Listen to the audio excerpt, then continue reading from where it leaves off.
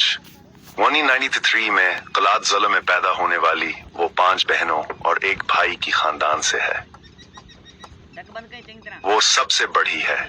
माह रंग की कहानी उनके वालिद अब्दुल गफूर के साथ शुरू होती है, जिसको गायब करके बाद में इसकी जसी साहब में इसकी मस्कशदा लाश मिली।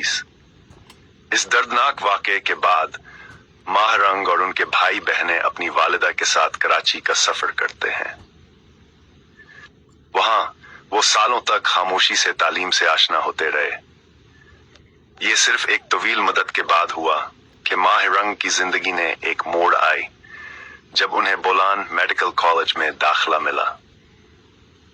इसके बाद माह रंग ने तलबा सियासत में एक मुतासरा खिलाड़ी बना है।